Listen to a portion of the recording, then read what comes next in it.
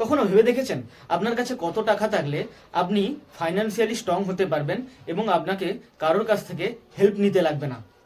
Well, এর সোজা সবটা 3টি স্টেপ আছে। নাম্বার 1, আপনার কাছে অবশ্যই আপনার যা মান্থলি এক্সপেন্সেস তার 6 গুণ টাকা আপনার কাছে থাকা উচিত, এবং সেটি কোনো মিউচুয়াল ফান্ড বা এসআইপিতে নয়, আপনার সেভিংস অ্যাকাউন্ট বা এফডিতে থাকা উচিত। নাম্বার 2, আপনার কাছে অবশ্যই একটি হেলথ ইন্স্যুরেন্স থাকা উচিত, কেননা ইন্ডিয়াতে হেলথ ইনফ্লেশন রেট প্রায় 14%।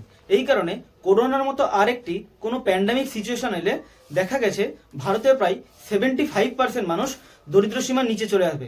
এই কারণে আপনার কাছে অবশ্যই একটি 15 থেকে 20 লাখ টাকার হেলথ ইন্স্যুরেন্স থাকা উচিত, যেটি প্রায় মান্থলি 1000 থেকে 1200 টাকার মধ্যে চলে আসে। নাম্বার 3, আপনার কাছে অবশ্যই একটি টার্ম প্ল্যান থাকা উচিত, স্পেশালি যদি আপনার কোনো লায়াবিলিটিস বা লোন থেকে থাকে, তাহলে অ্যাটলিস্ট আপনার কাছে আপনার যা বাৎসরিক ইনকাম তার 20 টাইমস সাম অ্যাসিওর্ড থাকা উচিত।